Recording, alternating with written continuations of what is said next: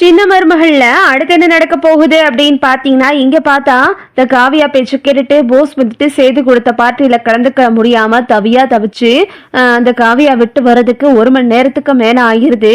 இங்க பார்த்தா பார்ட்டி எல்லாம் முடிஞ்சு எல்லாரும் வீட்டுக்கு போயிடுறாங்க.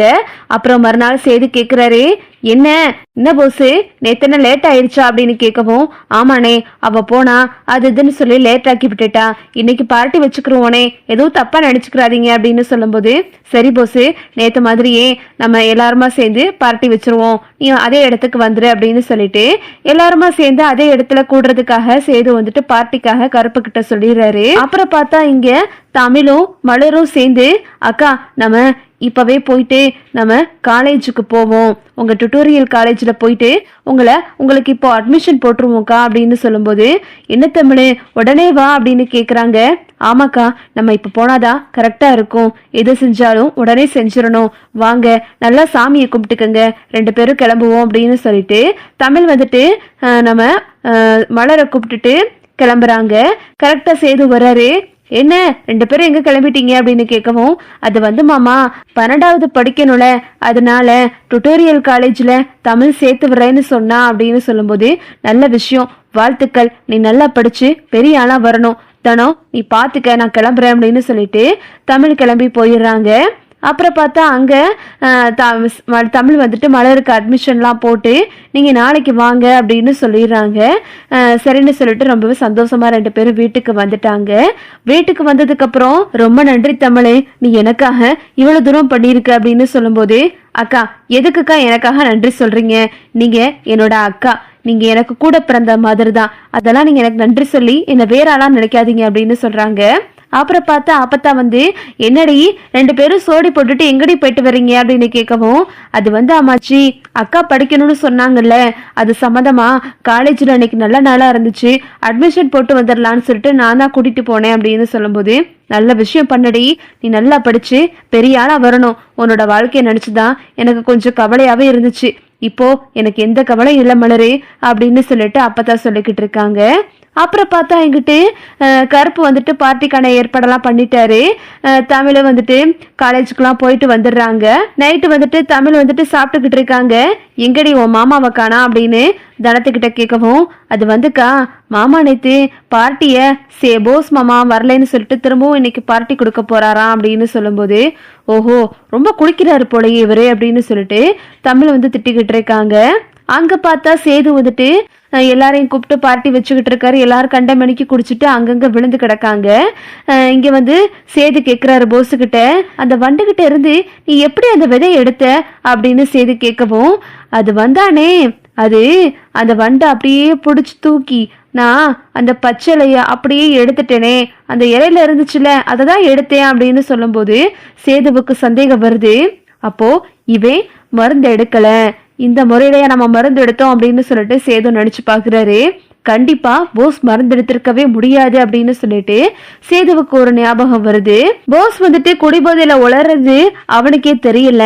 அப்புறம் பார்த்தா சேது மறுநாள் காலையில நடேசனை கூப்பிட்டு, அண்ணே இங்க பாருங்கண்ணே, நான் சொல்றத கவனமா கேளுங்க, போஸ் ஒன்னும் மருந்து எடுத்துட்டு வந்த மாதிரி தெரியல, நேத்து குடிச்சிட்டு அவன் எல்லா உண்மையும் உளறிட்டான், அவன் சொன்ன மாதிரி மருந்து எடுத்திருக்கவே முடியாது, அந்த விதை ஒரு கூட்டுல தான் இருந்துச்சு, அந்த கூட்டுல இருந்துதான் அந்த விதையை எடுத்துட்டு வந்தோம், அந்த விதை எடுக்கிறது அம்பட்டு சுலபமான விஷயம் கிடையாது, அவன் மருந்து எடுக்கல, அவன் மருந்து எடுத்ததா நினைச்சு அப்பா அவனுக்கு 1 கோடி ரூபாய் கொடுக்க போறாரு, நம்ம அதை விடவே கூடாதுனே அப்படின்னு சொல்லிட்டு நம்ம சேது நடேசன்கிட்ட சொல்லவும், என்னதாப்பா பண்றது இப்ப அப்படின்னு சொல்லிட்டு நடேசன் கேக்குறாரு.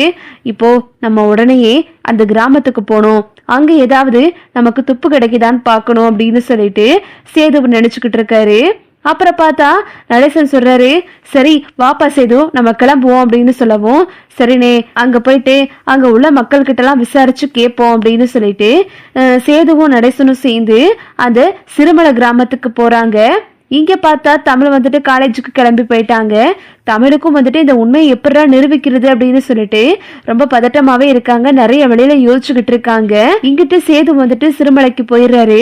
அங்க போயிட்டு அந்த கிராம மக்கள் கிட்ட எல்லாம் விசாரிக்கிறாரு. சேதுவை பார்த்ததுமே அவங்க எல்லாம் வந்துட்டு வாங்கயா வாங்க, எப்படி இருக்கீங்க, நல்லா இருக்கீங்களா, அமைச்சரையா எப்படி இருக்காரு, நீங்க பண்ண காரியத்தினாலதான் எங்களுக்கு பொழப்பு தலப்பெல்லாம் நல்லா ஓடிக்கிட்டு இருக்கு அப்படின்னு சொல்லிட்டு அவங்க எல்லாம் சேதுவுக்கு நன்றி சொல்றாங்க. அதெல்லாம் இருக்கட்டுமா, எனக்கு இப்போ ஒரு முக்கியமான தகவல் தேவைப்படுது அப்படின்னு சேது சொல்லவும், காட்டுக்குள்ள எதுவும் சிசிடிவி கேமரா வச்சிருப்பாங்களா அப்படின்னு சொல்லிட்டு சேது கேட்கவும், அது வந்துங்கய்யா விலங்குகளோட நடமாட்டத்தை கண்டுபிடிக்கிறதுக்காக காட்டுக்குள்ள சிசிடிவி கேமரா வச்சிருப்பாங்கய்யா. ஆனா அவங்க கிட்ட போய் நம்ம என்னையா கேட்க முடியும் அப்படின்னு கேட்கும்போது, நம்ம யார்கிட்ட கேட்கணும் அப்படின்னு சொல்லிட்டு சேது கேட்கிறாரு. அங்க வனத்துறை அதிகாரிகளோட ஆபீஸ் இருக்கு, நீங்க அங்க போய் கேட்டீங்கன்னா உங்களுக்கு விஷயம் தெரியும் அப்படின்னு சொல்லிட்டு அந்த மக்கள்லாம் சொல்றாங்க. ரொம்ப நன்றிங்க அப்படின்னு சொல்லிட்டு சேது வந்துட்டு நடசனை கூட்டிட்டு அந்த வனத்துறையோட ஆபீஸ்க்கு போறாங்க. வணக்கம் சார் அப்படின்னு சொல்லும்போது, வாங்க நீங்களாம் யாரு அப்படின்னு கேட்கும்போது, நாங்க அமைச்சர் ராஜாங்கம் அவங்களோட பையன், எங்களுக்கு ஒரு முக்கியமான ஆதாரம் தேவைப்படுது அப்படின்னு கேக்குறாங்க. உங்களுக்கு என்ன வேணும் அப்படின்னு சொல்லிட்டு அவங்க கேட்கும்போது, போன மாசம் நானு என்னோட மனைவி அப்புறம் என்னோட தம்பி 3 பேருமா சேர்ந்து அந்த காட்டுக்குள்ள மருந்து எடுக்கிறதுக்காக போயிருந்தோம், என் அப்பா உசுரை காப்பாத்துறதுக்காக. அப்போ அந்த வண்டுகளை நாங்க தான் அடிச்சு அப்போ அந்த விதையில இருந்து நாங்க தான் மருந்து எடுத்துட்டு வந்தோம். இப்போ அதுக்கான வீடியோ ஆதாரம் எதுவும் இருக்குமா, நீங்க காட்டுக்குள்ள விலங்குகளை கண்காணிக்கிறதுக்காக கேமரா வச்சிருப்பீங்களாம்ல அப்படின்னு சொல்லிட்டு செய்தி கேட்கவும், ஆமா சார், நாங்க பழைய வீடியோலாம் எங்ககிட்ட இருக்கான்னு தெரியல, இருங்க செக் பண்ணி பாக்குறேன் அப்படின்னு சொல்லிட்டு அவங்க வந்துட்டு லேப்டாப்ல செக் பண்ணி பாக்குறாங்க. அதுல பார்த்தா கரெக்டா அன்னைக்கான வீடியோ இருக்கு. சார் இந்த வீடியோவான்னு பாருங்க அப்படின்னு சொல்லிட்டு வனத்துறை அதிகாரிகள் காட்டுறாங்க. அதுல வந்துட்டு சேது தமிழ் 2 பேரும் ஒன்னா இருந்தது, சேது வந்து தமிழை காப்பாத்தினது, இப்படி எல்லாமே பதிவாயிருக்கு. அப்புறம் பார்த்தா சார் சார் கொஞ்சம் நிப்பாட்டுங்க அப்படின்னு சொல்லிட்டு சேது சொல்லிட்டு அந்த இடத்த ஜூம் பண்ணி பாக்குறாரு. தமிழ் தான் போய் அங்க மருந்து எடுக்கிறாங்க. மருந்து எடுத்துட்டு வந்துகிட்டு இருக்காங்க. எங்க நான் மருந்து எடுத்துட்டேன் அப்படின்னு சொல்லிட்டு தமிழ் சொல்றதும், பின்னாடி போஸ் வந்து அடிச்சுட்டு அந்த மருந்தை எடுத்துட்டு போறதும் சேது வந்துட்டு அந்த வீடியோல பாத்துறாரு. என்னப்பா சேது இப்படி பண்ணிட்டு அந்த பையன் போசு பையன் அப்படின்னு சொல்லிட்டு கணேசன் சொல்றாரு. ஆமாண்ணே, அதான் எனக்கு அப்பவே சந்தேகம் வந்துச்சு, நேத்து குடிபோதையில அந்த நாய் உளறிட்டான், அவனை சும்மா விடக்கூடாது, அப்பா 1 கோடி ரூபாய் அவனுக்கு கொடுக்கறதா சொல்லிக்கிட்டு இருக்காரு, அது நடக்கவே கூடாதுனே அப்படின்னு சொல்லிட்டு சேது வந்துட்டு சொல்லிக்கிட்டு இருக்காரு. சரி சேது இப்ப என்ன பண்றது அப்படின்னு சொல்லிட்டு கணேசன் கேட்கவும், சார் எங்களுக்கு இந்த வீடியோ ஆதாரத்தை எங்களுக்கு கொடுக்க முடியுமா அப்படின்னு கேட்கும்போது, ஆனா இது எங்களுக்கு கொடுக்க கூடாதுதான், உங்களுக்காக நாங்க கொடுக்குறோம் அப்படின்னு சொல்லிட்டு அந்த வனத்துறை அதிகாரிகள் வந்து அந்த வீடியோவை சேது கிட்ட ஒப்படைக்கிறாரு. சேதுவும் நடேசனும் வந்துட்டு வேகமா வீட்டுக்கு வர்றாங்க. இதுதான் அடுத்தடுத்து நடக்க போகுது. ஓகே விவோஸ், இந்த வீடியோ உங்களுக்கு பிடிச்சிருந்தா லைக் பண்ணுங்க, ஷேர் பண்ணுங்க, மறக்காம நம்ம சேனலை சப்ஸ்கிரைப் பண்ணிக்கங்க. தேங்க்ஸ் ஃபார் வாட்சிங்.